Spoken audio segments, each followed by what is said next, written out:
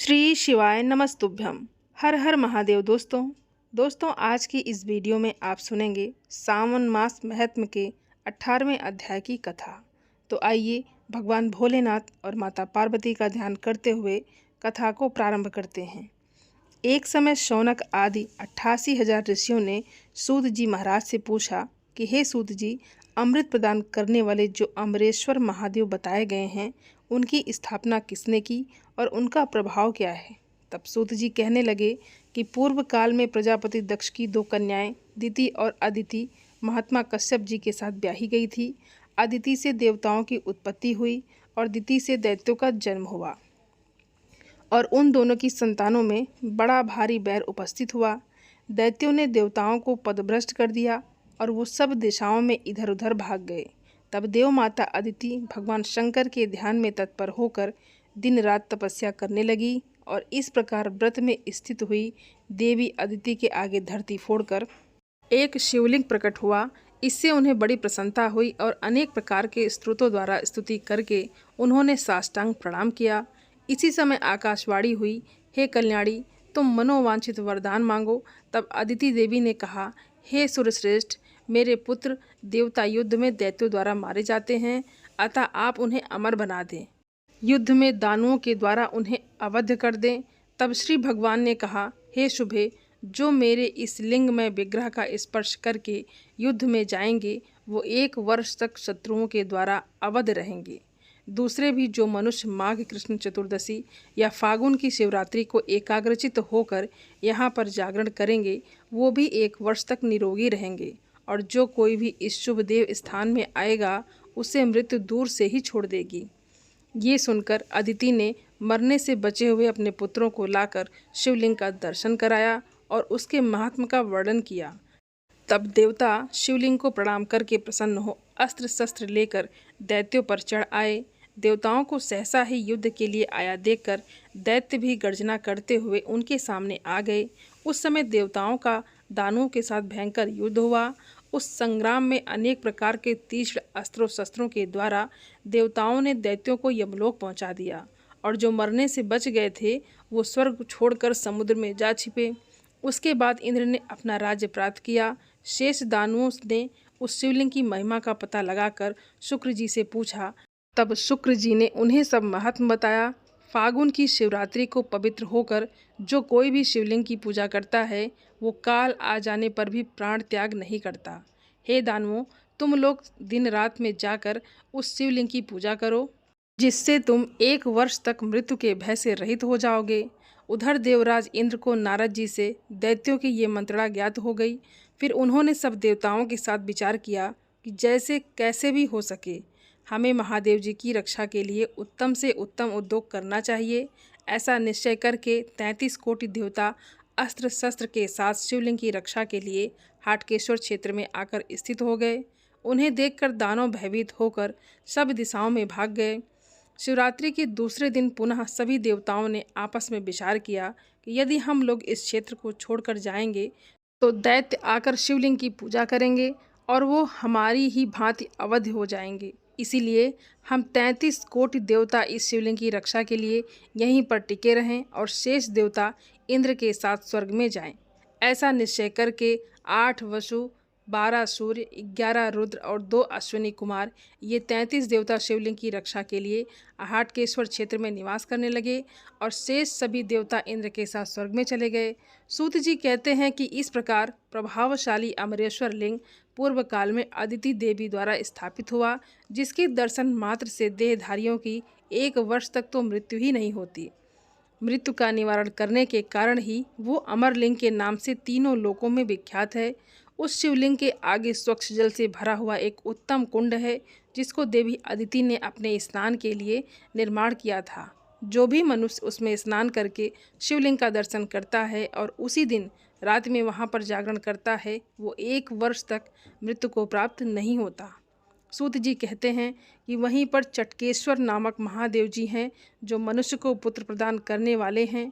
पूर्व काल में चेटिका ने वहाँ पर तप किया था। उसने व्यास जी से कपिंजल नाम का पुत्र पाया। एक समय की बात है, शांत चित्त महात्मा व्यास जी के मन में पत्नी के लिए अभिलाषा हुई। तब उन्होंने जबाली मुनि से उनकी सुंदर कन्या मांगी। जबाली मुनि ने चेटिका नाम की कन्या व्यास जी के साथ ब्याह दी।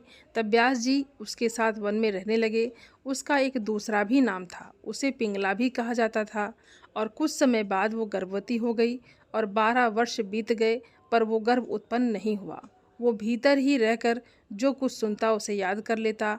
उसकी बुद्धि बड़ी प्रखर थी। उसने गर्भ में रहते हुए ही अंगों सहित संपूर्ण वेद पढ़ लिए। स्मृति, पुराण, मोक्ष शास्त्र का वो दिन रात पूर्ण रूप से पाठ करता था। और वो गर्भ में ज्यों-ज्यों वृद्धि को प्राप्त होता, त्यों-त्यों उसकी माता अत्यंत पीड़ा को प्राप्त होकर व्याकुल होती जाती। तब विस्मय में पड़े हुए व्यास जी ने उस गर्भस्थ बालक से पूछा कि तुम कौन हो? गर्भ का रूप धारण करके मेरी पत्नी की कुंची में आ बैठे हो, बाहर क्यों नहीं निकलते? तब गर्भ ने कहा, जो 84 लाख योनियाँ बताई गई हैं, उन सब में मैंने भ्रमण किया है, अतः मैं क्या बताऊं कि मैं कौन हूँ। भयंकर संसार में भ्रमण करते करते मुझे वैराग्य हुआ है। इस समय मनुष्य होकर इस उदर में आया हूँ। अब मेरा विचार किसी प्रकार मनुष्यलोक में निकलने का नहीं है। यहीं रहकर योगाभ्यास में तत्पर हूँ, मोक्ष मार्ग को प्राप्त होऊंगा। व्यास जी ने कहा, हे पुत्र, यदि तुम्हारी ऐसी ही अभिलाषा है तो तुम्हें पाप नहीं लगेगा। इस गर्भवास रूपी घृणित और घोर नरक से निकल आओ और योग का आश्रय लेकर कल्याण को प्राप्त हो। तब गर्भस्थ शिशु बोला, हे विप्रवर, जब तक जीव गर्भ में रहता है तभी तक उसे ज्ञान, वैराग्य और पूर्व जन्म का स्मरण बना रहता है। जब वो गर्भ से निकलता है और भगवान विष्णु की माया उसे स्पर्श करती है, तब वो सारा ज्ञान भूल जाता है। इसीलिए मैं बाहर नहीं निकलूँगा। व्यास जी कहते हैं कि वैष्णवी माया तुम पर किसी भी प्रकार प्रभाव नहीं डालेगी, अतः तुम मुझे अपना मुख दिखाओ। उसके बाद 12 वर्ष के कुमार शुक्र, जो यौवन के समीप पहुंच चुके थे, गर्भ से बाहर निकले और व्यास जी और माता को प्रणाम करके उसी समय वनवास के लिए प्रस्थित हुए। तब मुनिवर व्यास जी ने कहा, बेटा मेरे घर में ठहरो, जिससे मैं तुम्हारे जात कर्म आदि संस्कार तो कर दूं। तब सुखदेव जी बोले कि मेरे तो जन्म जन्म में सैकड़ों संस्कार हो चुके हैं। उन्हीं वंदनात्मक संस्कारों ने मुझे भवसागर में डाल रखा है। तब व्यास जी बोले, द्विज के बालक को पहले ब्रह्मचारी, फिर गृहस्थ, फिर वानप्रस्थी और अंत में सन्यासी हो जाना चाहिए। इसके बाद वो मोक्ष को प्राप्त होता है।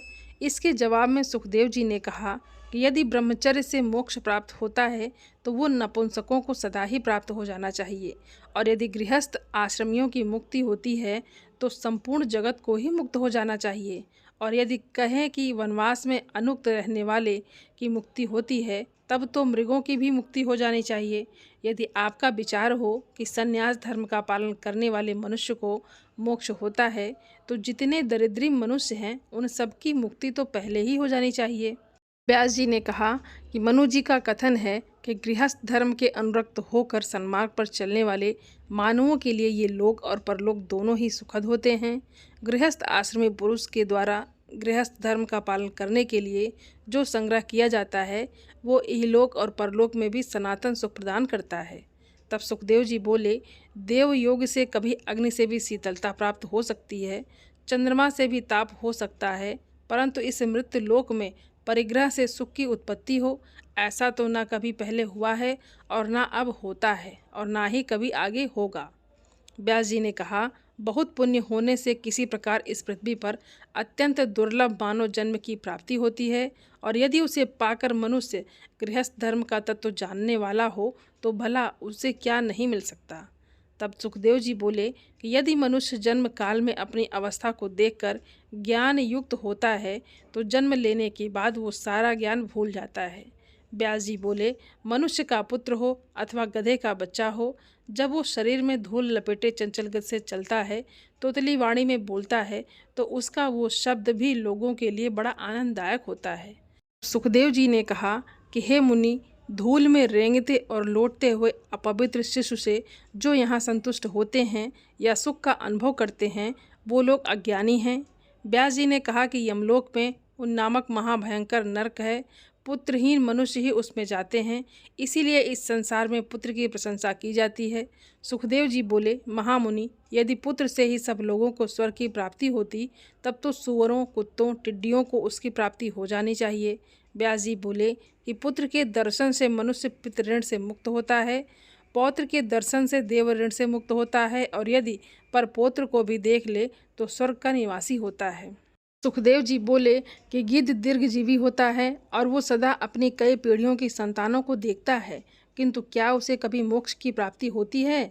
और इस प्रकार कहकर सुखदेव जी वन में चले गए।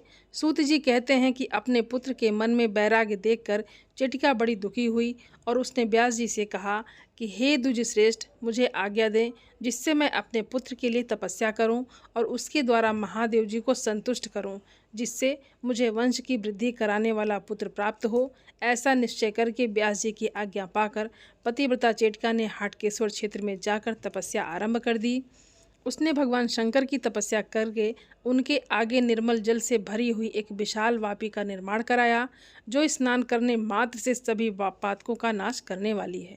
उसके बाद उसकी तपस्या से संतुष्ट होकर त्रिपुरारी महादेव जी ने उसे दर्शन दिया और कहा कि हे सुब्रते, मैं तुम्हारी तपस्या से प्रसन्न हूँ, मुझसे वरदान मांगो। तब चेटिका ने कहा, हे महादेव, मुझे ऐसा पुत्र दें जो मेरे वंश की वृद्धि करने वाला हो और सदा ही मित्रों को आनंद देने वाला, सुशील और विनय हो। तब महादेव जी ने कहा, हे शोभने, तुमने जैसे पुत्र के लिए प्रार्थना की है वैसा ही पुत्र तुम्हें प्राप्त होगा, इसमें कोई संदेह नहीं है। दूसरी कोई भी जो स्त्री ये वापमी में स्नान करके एकाग्रचित्त होकर 1 वर्ष तक प्रत्येक शुक्ल पंचमी को तुम्हारे द्वारा स्थापित मेरे लिंग का पूजन करेगी, वो वर्ष के अंत में सौभाग्य से संपन्न होगी। और इसी प्रकार जो पुरुष यहाँ स्नान करके सकाम भाव से मेरी पूजा करेगा, वो मनोवांछित कामना प्राप्त कर लेगा, और जो निष्काम भाव से मेरा पूजन करेगा वो मोक्ष को प्राप्त होगा। ऐसा कहकर महादेव जी अंतर्ध्यान हो गए और चेटिका ने व्यास जी से कपिंजल नाम के पुत्र की प्राप्ति की। चेटिका द्वारा स्थापित होने के कारण वो शिवलिंग चटकेश्वर महादेव के नाम से विख्यात हुआ। बोलिए भगवान भोलेनाथ की जय, माता पार्वती की जय। दोस्तों, उम्मीद करती हूँ ये वीडियो आप सभी लोगों को बहुत अच्छी लगी होगी और आप सभी सनातनी भाई बहनों से मेरा विनम्र निवेदन है, मेरे चैनल को सब्सक्राइब ज़रूर कर लें और वीडियो को लाइक और अपने फैमिली फ्रेंड के साथ शेयर ज़रूर करें। आप सभी को हर हर महादेव। धन्यवाद दोस्तों।